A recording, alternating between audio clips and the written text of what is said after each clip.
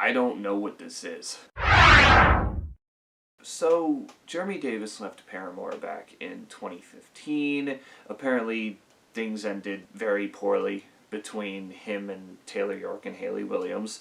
There was a lawsuit about whether he should get his Grammy or not because Ain't It Fun won a Grammy. He had a songwriting credit on it, but he wasn't in the band at that point, so I guess he wasn't going to get one, which is just weird because I feel like if you have a songwriting credit on the song, then, you know, get your fucking Grammy. Case was settled outside of court. He got his Grammy, and for years I was left wondering whatever happened to him, because I thought, you know, maybe he would go and do his own music thing, which, as you see, he has, but, you know, it seemed like at first he was taking time off to, I guess, spend time with his family, all this kind of stuff. And then, toward the end of last year, he drops rap tracks. Yes, that's right. The former Paramore bassist just put out a rap record. 2020 and 2021 have been weird, but that's just how it is. Now granted, 2 of the 3 songs I did hear before this record came out didn't make it on this album, so I guess those were just like one-off singles kind of teasing what was going on. But there was one song on there that really gave me hope, which was Suffocate the Memories. It was a nice song, kind of more alternative in a way, and I said, you know, maybe there could be something here. But then he released Ooh Yeah, and that was something. And then Over and Over, which was the first single for this record, and it was bad. So his rapping left me no hope, and I was just like, good lord, I gotta sit through 20 songs of this, and here we go. I mean, for what it's worth, it started out fine, minus the Here We Go Again intro. That was terrible, but you get the title track, Grand Old Opportunity, and then Wonder follows it up, and on those tracks you got Jody and I think you would say Linny on those tracks that do a fantastic job featured on there. And then Senorita and Exhale, I guess, were good too. Senorita I really like because of the chorus by Lindsay Ura, and Exhale was just Jermey Davis doing his own thing like he did on most of this record. Okay tracks, Let 'Em Know, Diggin' Trenches, I feel like that could have been better. I'll get to some of the problems in a minute with it. Up for Grabs, Rich or Bust, Put the Pen to the Pad, which, Put the Pen to the Pad, it says it's 8 minutes long. Really, it ends at 4 minutes and 20 seconds. And then if you wait 2 minutes, there's just straight, like, 2 minutes of piano after that. It really, even though it says it's 8 minutes, there's like 2 minutes of just silence in between, and then 2 minutes of piano, which I guess is to make it more, like, cinematic, I guess. But, you know, it is what it is there. The rest of the tracks, though, were definitely like, oh boy. There was, like I said, Here We Go Again intro, Post Trap Every Day, which I believe Post Trap Entertainment is the name of his record label, so I guess that's kind of like an introductory thing. I Shoulda Knew, I'm Possible, which is just like, there was a recording of a phone call he was having with one of his buddies and was saying, like, someone told him he couldn't do it, that it was impossible, but he said, you know, if it's impossible, I'm possible, or something like that. It was like shitty life advice that is just like, okay, that, like, I get it, but I guess it's not the advice that I would look at. Over and Over, Hater Gravy, great title.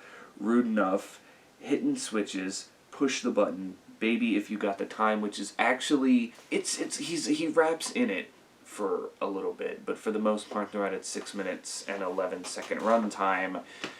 It sounds more like the first song I mentioned, the first non-single, and it did nothing. It really was just boring, stale all the way through. That's why it made my least favorite. And then Icing on the Top of the Cake was, I guess, just interesting. He just kept mentioning cake and icing, and I was just like, alright, whatever.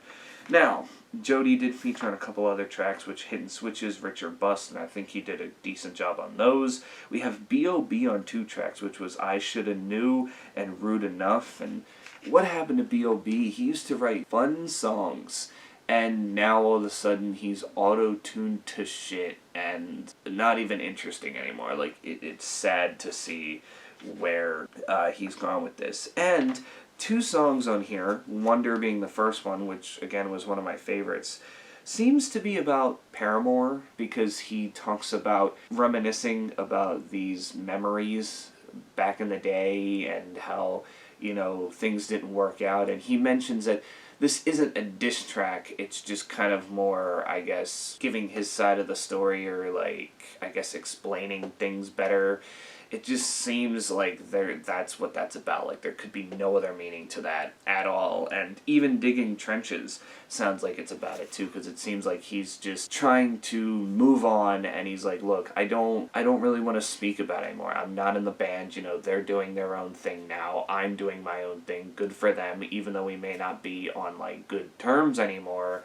It's just like, at this point, we just need to leave each other alone. We shouldn't really have anything to do with each other. So, don't expect Jermey Davis to make a comeback like Zach Farrow did, because probably not happening. But yeah, those two songs in particular caught my eye because they seem to have been about the band. I could be wrong, but lyrics would say otherwise with this. So overall with Jermey Davis, I feel with him it's very inconsistent. Either it's got a good beat behind it but bad vocals, either it's got a good beat behind it and decent vocals with a bad chorus, it's got a good chorus with a good chorus with a bad beat, or everything about the song is just not great overall. I feel like he can do this and whatnot, and you know what, he's having fun doing it, so I'm not going to sit here and completely bash him for it. Heck, I don't even really think I'm bashing him at all. It's just the inconsistency is what really bugged me, because after the intro, when you go right into the title track and Wonder, I was like, okay,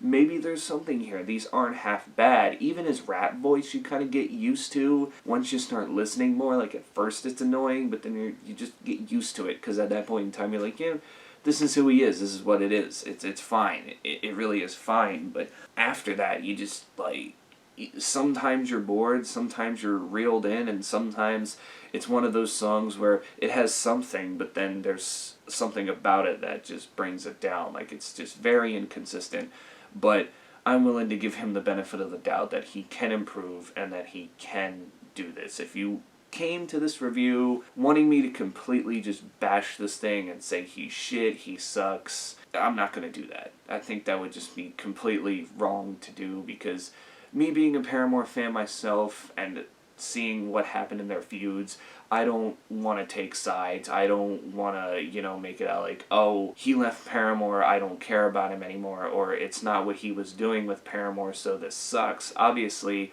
with this being his own thing, he doesn't have to do pop, punk, or rock music, obviously. This just seemed like something he's been working hard on for years to get off the ground. He finally got it off the ground, and he seems to be happy doing it. And, you know, I think that's the best thing in this case. And, you know, if he keeps going and keeps learning as he goes on, he can get better. Kind of like KSI, with his first album being very inconsistent, but recently has been putting out decent songs and has another album coming out that I do have higher expectations for than the first one. So if there's ever an album number 2 by Jerm, as he's going by now, it's Jermey Davis, but his rap name's Jerm. That seemed a little lazy to me, but I think there can be some improvement with the next album. But for now, he gets a 3.5 out of 10. Don't take that as an insult. There's things here. It's just, once the consistency comes, if it ever comes, then we can start talking a little bit more. But that's really it for me.